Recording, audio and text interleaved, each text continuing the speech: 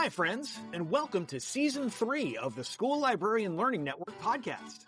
I'm Steve Tatro, often known as Dr. T Loves Books, and I love talking about all things related to school libraries. I'm an old dog who's always trying to learn new tricks. That's why in each episode of the SLLN Podcast, I'll chat with a school librarian about a lesson, program, or activity they love. Hopefully, this can be a place for school librarians to get ideas and find new ways to engage with their students and staff. Speaking of which, I'd love to hear about what you and your friends are doing in your school library. Email me at drtlovesbooks@gmail.com. That's drtlovesbooks@gmail.com to tell me about what you're doing, offer feedback about the SLLN podcast, or to request a podcast sticker.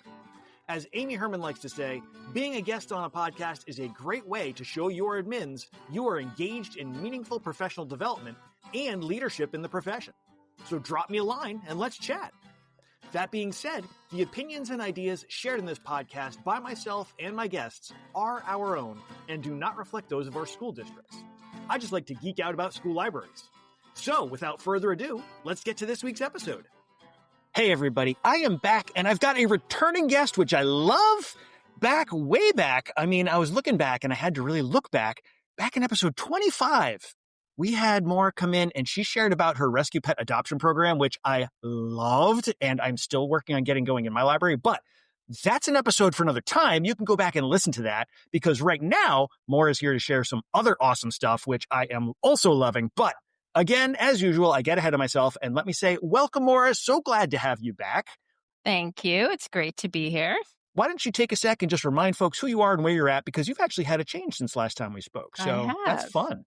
Yes. Okay. I'm Maura Madigan, and I am a librarian in Fairfax County, Virginia.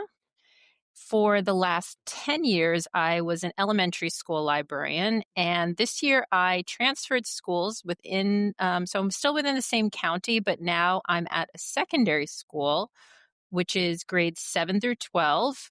It's over 3,600 students. It's a really big school. Yeah.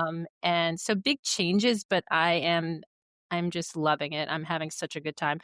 Also, there are, I have 3 co-librarians. Ooh. So that is one of the nicest changes because now before I was just on my own. I had no assistants, no volunteers, and now it's really lovely to have a whole team to collaborate with. Oh, that's got to be so great. Huh. Now, you said 712. Is that all in one building, 712? Yes. Wow. Okay. Because my school, we're a 7-8 connected to a 912, but we're sort of separate within those. Even though we share some hallways, we're kind of separate creatures. So that's interesting that it's all one big thing. Well, they're in different sections. So each grade basically has its own little sub-school. Oh, okay. So we have a lot of administrators, and they do a fabulous job of organizing everything. So middle schoolers and high schoolers aren't mixing when changing classes per se, although our library does serve all grades. Awesome. And honestly, before school, so the building opens at 7:30. Class starts at 8. Between 7:30 and 8, we get between 200 and 300 students in the library. Wow. That's awesome. It is. So the library is really a very vibrant part of this school and is well used. Love that. And is it one library for the 712 complex? Yes. Okay. And all 4 librarians? You said there were 3 companions that you work with? Right. There are 4 of us sharing this space. Yep. And we all have our desks out on the floor. That's awesome. Huh. Man, I'm trying to, when you said you had 3 folks that you were working with, I was kind of thinking there's maybe 2 different libraries and there's 2 and 2, but all of you in the same space, that's got to really be amazing. Oh, so many things you could do. Yep. It's so we're a very collaborative school. We have, and we do a lot of teaching, right? So for most grade levels, there's 20 classes per subject. Wow. So let's say you're having, all of 10th grade English come in. That means 20 classes are coming in. So often there are 2 or 3 of us teaching at the same time. Huh. In the same space. That's interesting. So you guys kind of collaborate on lesson plans and stuff too? We do, yes. Huh. Wow. Each of us has designated liaison subjects. So Okay. I'm technically one of the middle school librarians, um, but we do jump in and teach all of the grades and all of the classes as needed. Huh. Wow. Boy, I want to just have an hour-long conversation about that, but we are going to actually go in a slightly different direction because Okay. you posted about this awesome thing that I saw on Bluesky. I think you actually had mentioned it to me, and I was like, "Oh, holy smokes, we've got to talk about this because this is so awesome." So, before we get into the meat and bones of this, sort of where did this come from? Like, what was the genesis of this idea? So it was the week of winter break. We have a little bit back to our library. So we have a lot of students who are online students, meaning that they are taking an online class. And so they have a free period built into their day, Okay. and they spend that in the library. So they are assigned to the library during that free period. We also have students who are taking academy classes, which might be like vet tech or Oh, EMT. Or we have a lot of really cool academy trade type classes in our county. that's So they cool. would be taking a bus to another school to take those classes, which means they might have a little bit of time before they leave or after they leave. So they also come to the library. So Gotcha. most days we have a lot of students just in the library. And I noticed this and I'm thinking, okay, this is kind of a built-in audience. And I just wanted to do something fun. And, other than them just sitting around, some of them, of course, are doing work, Hmm. but some of Yeah. them are watching movies. Yeah. And I thought it would be really fun to do something like, I don't know if you ever saw that episode of The Office. It's called The Office Olympics, Yes. right? And I just Oh, had it's so this good. vision of Phyllis and Kevin doing Flunkerton, where they've got those copier paper boxes strapped to their feet. And I Yep. thought, this would be really fun to do kind of goofy games in the library and just to make it really lighthearted. Hmm. So I think I came up with this idea on like Tuesday. So I come in, and of course, I do have the best colleagues. I mean, I came in, I said, I have this kind of crazy idea. And, if you're not into it, we totally don't have to do it. But I think it would be really fun. So this came together very quickly. I think we planned it all in like a day and a half.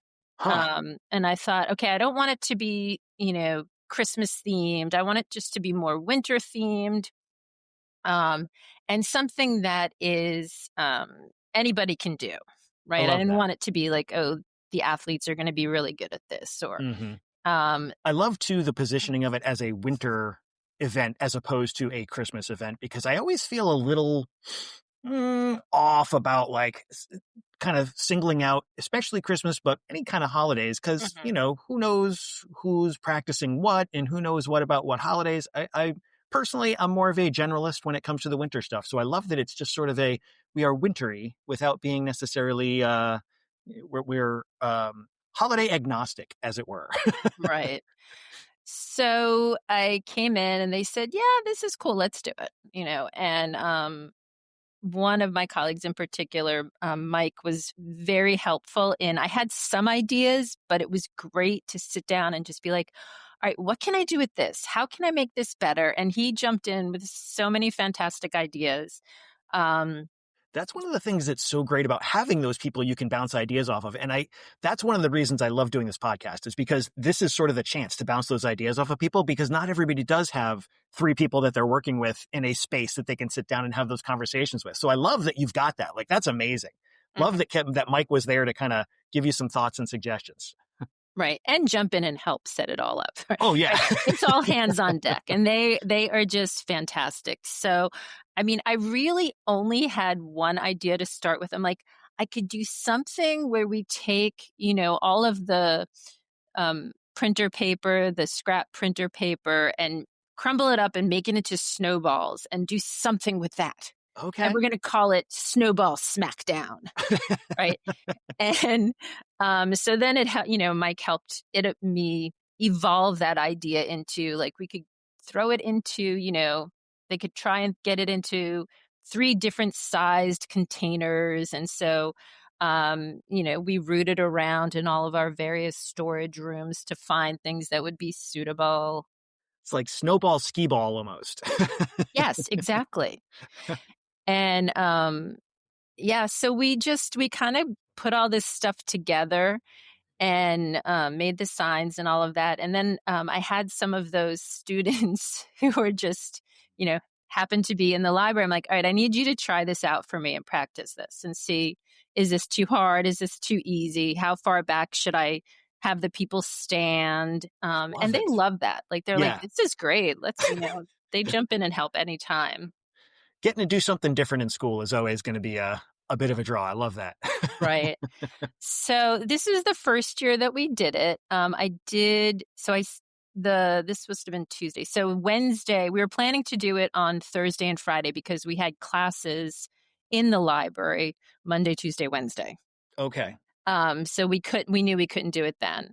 But luckily I had this fantastic sub on Wednesday, and she created the sign. And if you look at the show notes, I shared some pictures, and she created this fabulous banner sign, and it's kind of right when you walk in the library.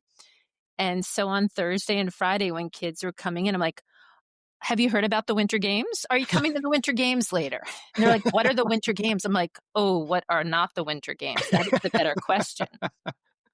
So I really did go around talking it up, and also sent out an email inviting teachers to come by on that Thursday during their planning periods or during their lunch. And I did actually have 4 teachers come. So nice. I think if I had, for next year, I will advertise it further in advance. Mm-hmm. Because the teachers who did come had such a good time, and they did go back and talk it up to different people. They're like, oh yeah, I heard about that. They said I should go by. It's fun. That's awesome. Wow. I mean, and that's a real testament to what you were able to pull together, that people are talking it up even after. Sounds like you went in on Tuesday with the idea, and by Thursday you were implementing. Like, that's mind blowing to me that you pulled something together that fast. Right. So basically it was, what do we have on hand? Well, when you said Flunkerton, now I'm like imagining strapping sets of like encyclopedias to kids' feet. Well, I thought about that. So that's an idea for next year. And I'm going to put this out here now. Listeners, I want feedback. I want your help, because next year I want to add some games. So if you try this in your library and you come up with some great ideas, please email me, because I really do want some more collaborators on this. Oh, absolutely. And I mean, I'm looking through your list. I love how you've sort of organized this and put this together, because you've got the game and they've got points. They've each got like different point values. So yes, you might do better on one thing, but that's okay, because you make it up someplace else. And you've got the descriptions and the materials too. Like, it's laid out so nice and neat and clear. And I'm looking at the pictures too that are here. Just love it. I absolutely love it. You've got so many great, I mean, the students are clearly getting into this. And right. The welcoming sign, folks, you got to check out this sign. It is so awesome. And you've got a nice little winter display, it looks like, yes, like right where the sign is. So I know. And do you notice my citations for my images? I do. I love it. I shared that with, I posted it on socials, and my daughter, one of my daughters, emailed me. She goes, oh, I love the citations. Citations are cool. I was like, yeah, you could see that. It's awesome. It's so great. Oh boy. So do you want to maybe go through some of the events here, and you can kind of explain what people did? All right. So we had basically, and we did like change things a little bit as we went along, right? Okay. So Mike had the idea of raffle tickets. He had raffle tickets. Okay. And which worked out perfectly, because I didn't know how I was going to do the whole prizes. We did have so we had something called the Prize Palace.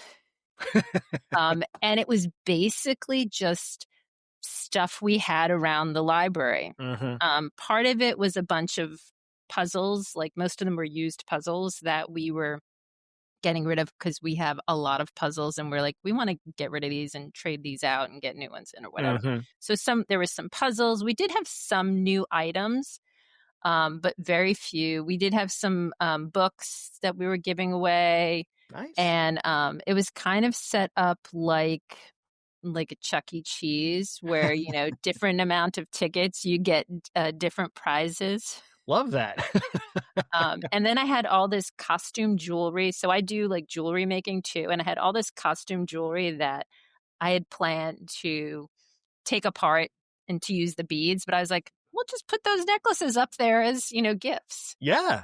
Anything you win is going to have that extra glow to it. So yes. So we kept the prizes in our conference room and the door would be closed, so students could look through the window and see the prizes, but they could not go in there unless they had a librarian with them. Nice. Okay. So we had 5 different stations set up. We did reserve kind of one section of the library for students who still wanted to do like quiet study work or quiet-ish study work. Yeah. So the first one we had was the Snowball Smackdown. And for that, I just had a cardboard box with a bunch of papers. And I made some snowballs. I said to the students, you could use, you can make your own snowballs if you want, or you can use the ones that are there. So, and then I had a piece of, I put down some blue painter's tape as like, okay, you need to stand behind the blue line. And then I just had 3 plastic bins that I found in our storeroom. One was kind of like a large size rectangular bin. And then the next one was smaller. And then the last one was actually this tall, round plastic thing that these Christmas balls came in. I don't know. So we did that. The big one was worth 1 point. The middle one was worth 3. And then the smallest one and tallest one was worth 5 points. Okay. So each participant or competitor got 3 chances. And then they added up their points. Okay. And then whoever in that round got the most points, they got, I think we said 3 tickets because that was a challenging one. Yeah. At first, we started out giving them the number of tickets that they got, but like some people were getting 14 tickets. And then we realized that's too much. Yeah. Yeah. That's a great idea. Like kind of level it all out and level the playing field a little bit. Cause like you said, you want to give everybody an opportunity. And if it's your ball oriented sport players who are, But it's funny? They weren't the best. Really? No. Huh. It was very interesting. I would not have expected that. It was not the best athletes who were actually the best at it. So for that one also, when I was running that station, I kind of did like the whole group, say like we had 6 kids. But then when Mike was running it later, I saw he had them do 3 at a time, which that made more sense to me because then you had more of a chance to win. Right. I love that. I could see that being a great kind of tie into like your physics class too, because like wind resistance and aerodynamics and like if you crunch the paper up tighter, it's maybe easier to, I don't know. I could, I'm already imagining the tie-ins with your science department, but yes, definitely. So that was that game. The next game was called the Penguin Waddle. And for this, I lucked upon that we had these styrofoam balls in the back. I guess we got them for some craft at some time. They were probably about like baseball size, maybe 3-4 inches in diameter. Okay. And it was basically a race. So for this one, we had 4 at a time, just because the area where we had it we couldn't have any more, like wasn't wide enough. For that one, they had to keep the ball between their knees. And it's very important they keep it between their knees because that's the hardest place to do it. Okay. Right? Some kids, it was going up a little. I'm like, no. Can't be up higher. That's easier. right? And when you Oh. hold it between your knees, you really do look like a penguin waddling. And then the rule is no bunny hopping, Mm. because that's easier too. Okay. And if it falls or like, kind of comes up, you've got to adjust it before moving on. Okay. I love this. Okay. So we're getting very I like that we're getting very detail oriented here and making Oh, sure yeah. that we're keeping this fair and competitive. That's So great. for that one, they have to go, again, start behind the blue line, or if you have masking tape or whatever you put down. We had blue painter's tape, and that's great because it just comes right up off the carpet pretty easily. Yeah. And then we had another line. So they had to go all the way down to the blue line, turn around, come back. That one, I think we did 2 points or 2 tickets. And then also using those snowballs. We did snowball on a spoon. Okay. And that was one that we really grappled with. And Abby, our sub, and I were just kind of racing around the library on Wednesday with this. We're like, all right, do we make them like hop on one foot? We didn't want it to be too easy. Mm-hmm. But we quickly realized is it's a race, right? So you want to move fast, but when you move fast, you run the risk of the snowball falling off the spoon. Okay. So we were like, all right, we're overthinking this and making this, it doesn't need to be complicated. Right. You do want to make sure that the students hold it, the spoon at the tip of the spoon that's away from where the snowball is, because if you hold it too close, it's just too easy. Right. Then you're just bracing it with your hand. Yeah.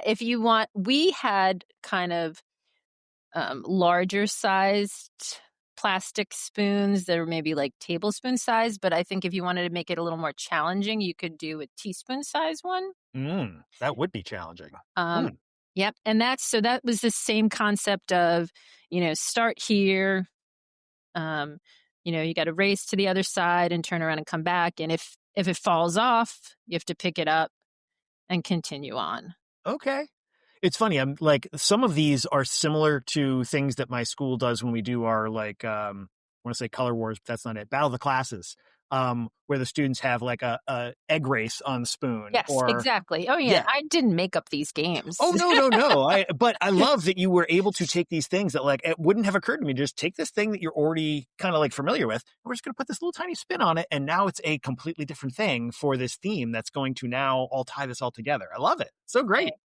Also, I was thinking also about like kids' party games when you're in elementary school. Right? Those are fun. Kids like those. So my next one was pin the nose on the snowman. I love the picture of the student who is pinning the nose on the snowman. Like, yes. Okay. So for this one, we also did, it morphed a little bit. At first, we did not do the black dot where the nose should be. And then we were like, how do we guess? Because you got different stickers. Right. And we did have a ruler to measure, which one is closest. But eventually we're like, all right, we need to just draw a black dot. Also, we found out that if you let the kids feel with their hands, it's a lot easier for them because they're feeling the edge of the paper. Oh, okay. And they're feeling, if they're not the first one, they're feeling the other stickers. Right? So it's almost like a sensory challenge at the same time. Yeah. So what we've said is we blindfolded them. We had them turn around 3 times themselves. And then we kind of put them, guided them in the right direction. But we said you can only use the hand that has the sticker on it. Okay. So that made it more challenging. Yeah. We had these kind of puffy stickers. And we had all different ones. So we had 5 or 6 kids doing it. Then each one had a different sticker. So we knew which one was the winner. That's good thinking. I didn't think about this until after the fact, but I was like, oh, we didn't think about lice. I mean, not as big of an issue in high school. Hopefully. No, but high schoolers do get lice from like their younger brothers and sisters. So I was thinking, oh gosh. So I don't know. In the future, either there's going to have to be like individual blindfolds, or maybe we just do honor system, close your eyes kind of thing. Mm-hmm. Mm-hmm. I love the idea of like using a scarf as sort of your blindfold is like another tie into the winter Wonderland theme here. And but you're right. Like, how do you make sure? That's definitely one to. That's a little bit of a head scratcher. No pun intended. Um, So we've got Snowball Smackdown, Pin the Nose on the Snowman, Penguin Waddle, Snowball on a Spoon.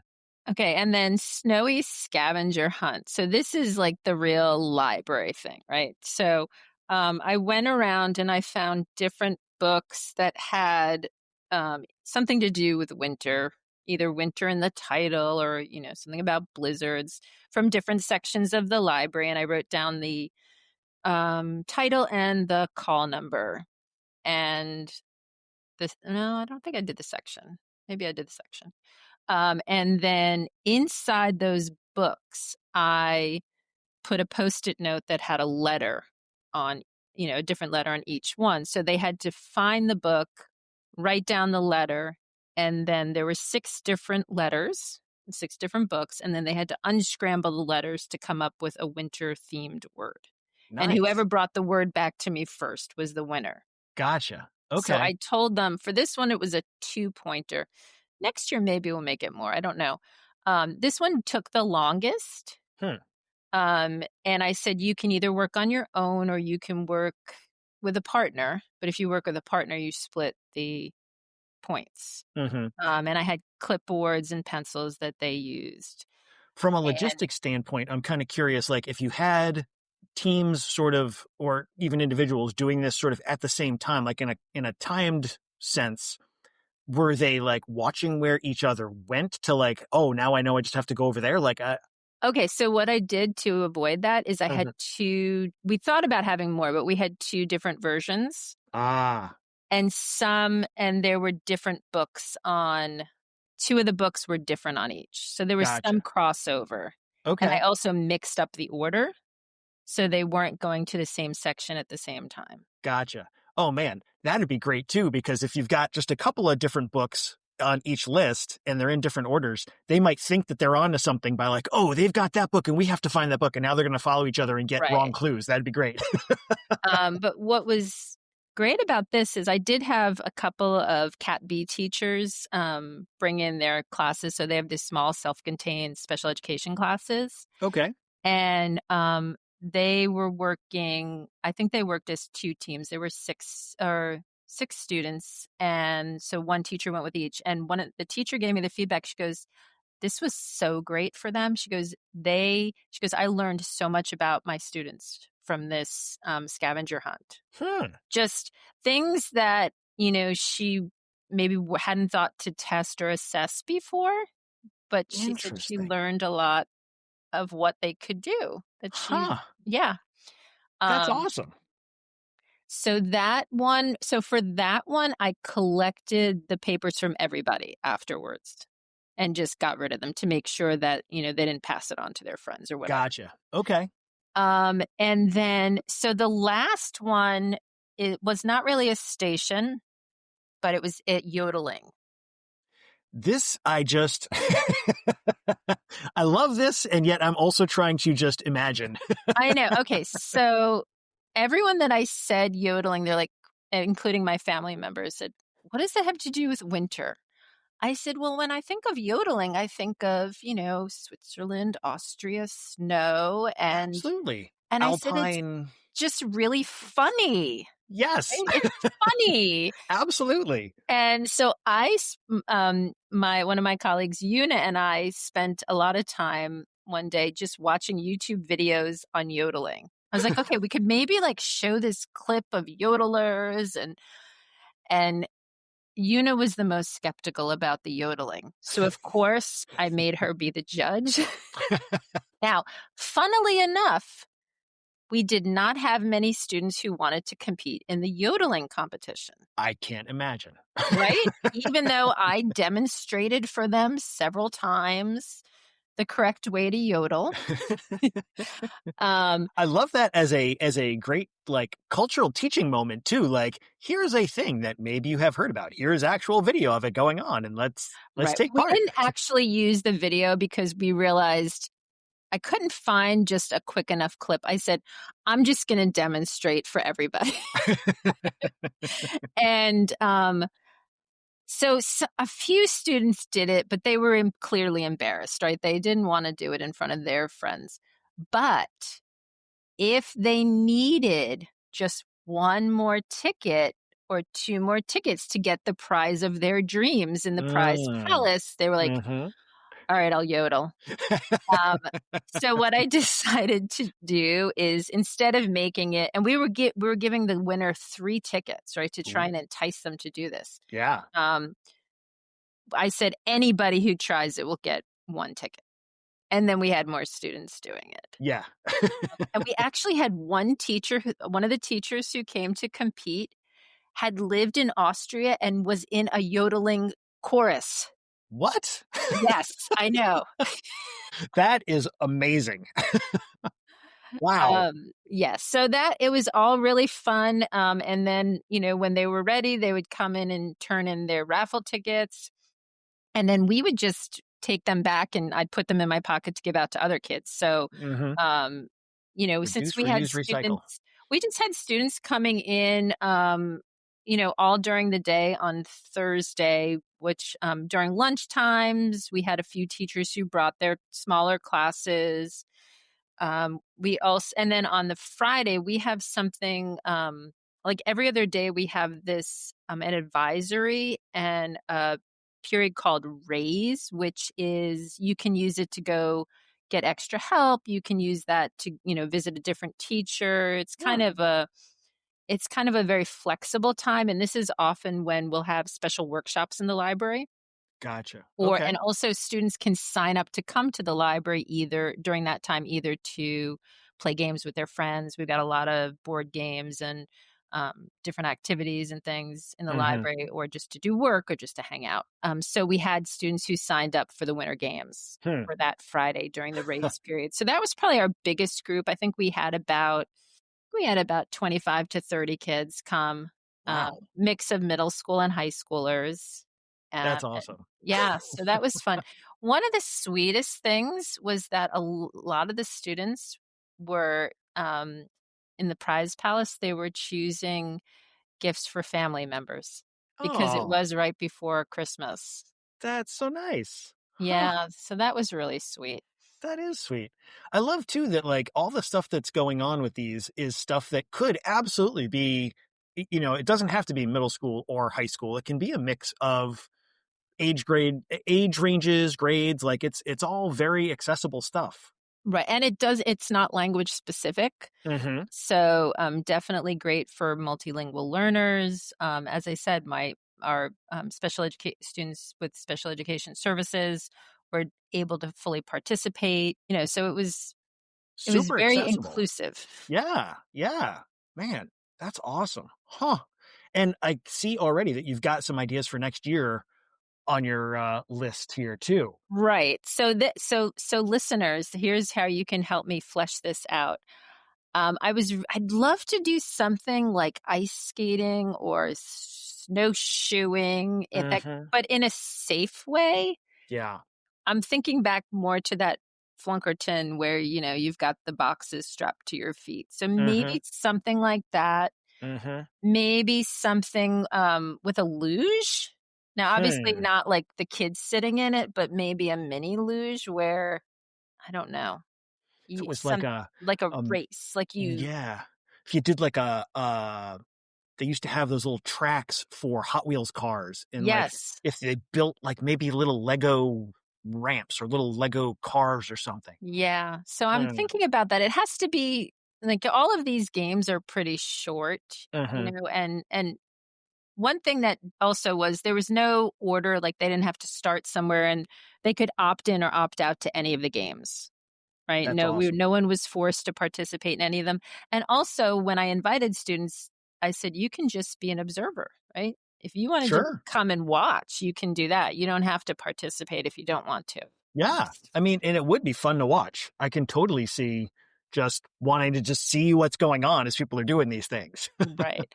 The other idea I had for next year is maybe like a like a snowman building contest. We get daily newspaper delivery. So we Okay. always have a lot of newspapers on hand. And I'm thinking, okay, this is kind of like what snow looks like in New York City after a few days. It does. It does. Um, I was like, Hmm. oh, we could call it like the Build a Dirty Snowman. I'm like, no, that's probably not the No, best that wouldn't. title. Yeah, I don't even know if my high school kids could get past that one, but No. the middle schoolers would definitely have a field day with Dirty Yeah, yeah, Snowman. But yeah. I So, love the idea of like if they were, kind of trying to figure out how do you get the snow. Like I can see crumpling up the newspaper into like snowball size or like bigger sizes, right. and then how do you Yeah, I'm thinking attach? something like within a certain time limit, like you have, okay, 2 minutes or 5 minutes. This is something I would have to test out beforehand Mm-hmm. to see how Mm-hmm. long it would actually take. And maybe they would need, a certain amount of tape they could use, and whoever can build like the tallest freestanding snowman Mm-hmm. Mm-hmm. wins, something like that. Yeah. Hmm. But having maybe, hot chocolate next time would be really Oh nice. Maybe a yeah. crackling fire. I don't know. I'm thinking of lots of different ways to do this. Oh, one more thing. Thinking back to pin the nose on the snowman. Mm-hmm. We avoided making carrot noses for a reason. Ah. Yeah, okay. That is a pro tip right there, folks. Yes. I think that That's would apply to all grade levels. yeah, I can see how that could maybe be a potential pitfall. Right. But wow. Huh. Okay. Um, Also, I had actually, so when I posted this on, I think it was on Facebook, but a friend of mine who is a new elementary school librarian, actually shout out to Maureen Hallworth, because she said, I want to try this and tie it into the Olympics, which, the Olympics is coming in February 6th, right? Mm-hmm. And tie it into, there's a picture book, Tacky and the Winter Games, about a little penguin Hmm. who takes part in the Winter Games. So if you're an elementary school librarian and you want to try this, that would be a great read aloud to do before introducing the Winter Games. Yeah. Oh man. Wow. All sorts of tie togethers here. I love it. Boy. Hmm. I mean, this is so awesome. It's very straightforward, but the way that you've tied it all together, I mean, you've clearly made a thing that the students were really interested in and engaged by, that they were taking like their free time, which students are not usually very willing to give up, and coming to take part in your winter games. That's awesome. Yeah, it was a lot of fun. I think I probably had as much fun as the kids did. And we had, I said we had a few teachers who came, and they competed against students. Nice. Oh, I love it. So that was really nice. I think in the future, I might get some students to run the games as well. Mm-hmm. Because there were a few times where, we had, when we had the big group, we were like, okay, wait, I'm running this station here. So, wait a minute, and then we'll do that. So I think in the Mm-hmm. future, that's probably what I would do, is kind of, have other kids jump in and help. That's a great tip. I love it, man. And I mean, you've already kind of thought through so much of this with this year and sort of learning from the experience of what went on and, changing on the fly or making, adaptations that'll be ready for next year. I love that you've got this all sort of just laid out so nicely. There is a great document in the show notes, folks. Do not miss it because it lays it all out for you, just straightforward. It's so great. Man, I keep going through it and just keep enjoying it more and more as I'm going through the details. Well, It's so awesome. Steve, you're going to have to do it Oh, and absolutely. take pictures and send them to me so I can see the Winter Games in action at your library. Definitely. I'm kind of thinking like the snowshoeing thing or the ice skating. I wonder if you could almost do it sort of like Flunkerton, but if you just had empty copier boxes and no top on them, and you had to have your feet inside the boxes and like shuffle those, Mm, like if they weren't attached to your foot at all. Maybe that's not even hard enough. I Gotta think know. about that a little more. But there's so many things here. Like and like you said, it's something that is easy to put together once you've got the thoughts. And like, once you're starting to think, oh yeah, here's something that we've done before. Let's just rebrand it a little bit and turn it into our winter Olympics here, our winter games. Oh boy, so fun. I'm It so was. glad that you came to share this, because this is just something, and you had said before, like, anybody can do this at any time. It doesn't have to be like the pre-winter break event, although what a great pre-winter break event when the students are already going to be kind of bouncing off the walls anyway. Right. That's actually what I was thinking. I'm like, let's do something fun. Let's do Yeah. something fun those few days before winter break where everybody's kind of, burnt out and ready for some downtime, and just was really fun and festive. Yeah. And I love the tie into the Olympics too. Olympics right around the corner. That's Why not? right. So listeners, get out there and do the winter games before in January, 100%. February. Yeah. Oh, man. Great opportunity for everybody to kind of just get in there and have some fun with the students and tie it into current events. You can't beat that, right? Man. Well, I think that kind of gets us through the details of what's going on here, which I love. So I think it's time for us to take our 90-degree turn and go into our book break. Book break. Squiddy. Anything you want to share, personal, professional, for staff, for students, for yourself. Maybe it's sitting by the ski lodge fire, enjoying your hot cocoa in a good book, whatever it might be. What's a book or a couple of books you want folks to have on their reading radars? Okay, so I went through my Goodreads file from last year and looked to see what were my favorite books that I read. And the first one is just an adult book. It's The Wedding People by Alison Espach. Okay. And so this takes place in Newport, Rhode Island. And the main character is a woman who has really reached the last straw in her life. And she travels to this inn that she's kind of had this dream of always going there with her husband. And it never happened. So she travels there by herself and she's suicidal, right? She's got this plan in mind. But when she gets there, she realizes that she's the only one who is not part of this wedding party. Like somehow the inn made a mistake and rented out a room to her, and all the other rooms are wedding guests. Okay. So it's a book that has stayed with me and resonated with me, and it's really funny. I mean, it starts off with a very sad, like serious topic, but it's probably one of the most hopeful books I have read in a long time. Okay. And it's such a great idea. I love that thought of the outsider who accidentally got inside and now is sort of seeing what goes on, having that outside perspective on an event everybody else is on the inside of. I bet you that's like you said, I can see this being a lot of fun. I mean, like you said, very serious kickoff, but it's like laugh out loud funny too. Okay. And it's kind of, the main character has nothing left to lose, so she basically becomes her truest self. Okay. I like that. Okay. The next book is a kid's book, or a book that I read for school and that I book talked a lot to students, and it's called The Night Raven by Johan Rundberg. It's the first in a series. So there are 4 books in the Moonwind series, and it's translated from Swedish. Okay.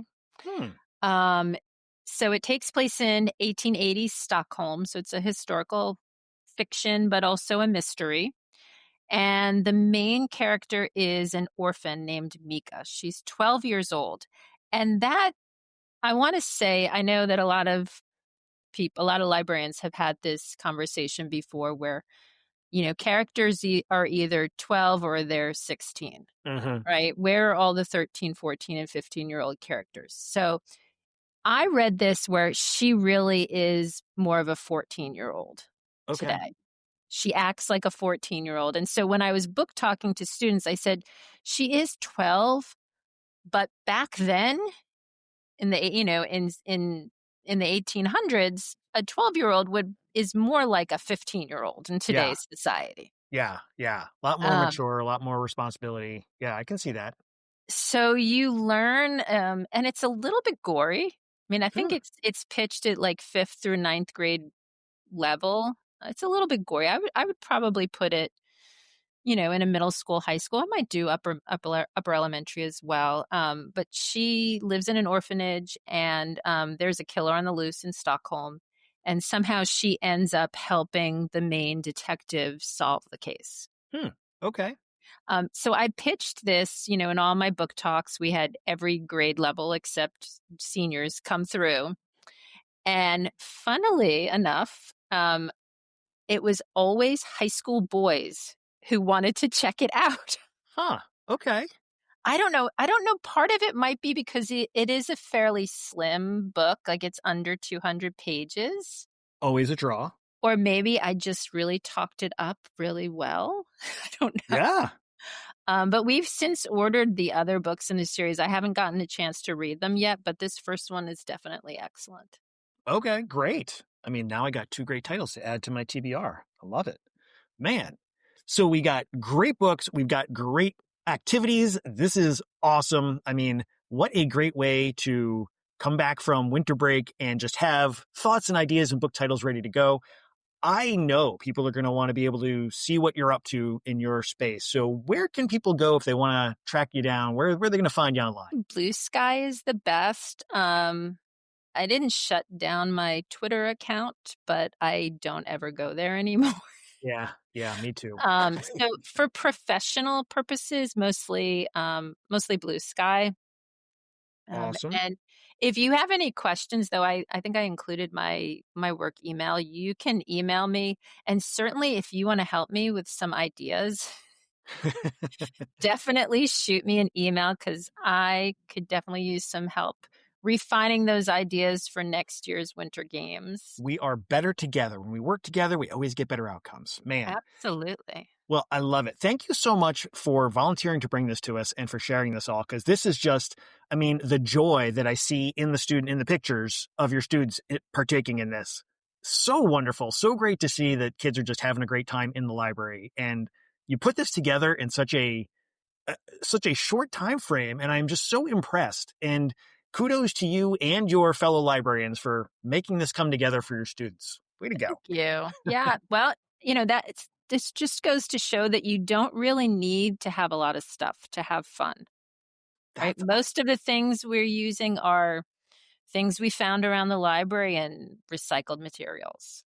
Love that. All right. I mean, that is a perfect note for us to wrap this up on. So thank you so much. I really, truly appreciate you being here, Maura. Oh, great to be here, Steve. Happy New Year to you. You too. Thanks for joining us for this episode of the SLLN Podcast. Be sure to check out the show notes for the episode.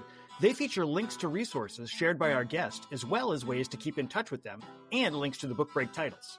I'd love to hear from you. If you have feedback, a comment, an idea, a question, or something you want to share, you can email drtlovesbooks@gmail.com. That's drtlovesbooks@gmail.com. Know a librarian with something we could learn from? Let us know. Until next time, be good, be safe, and be well.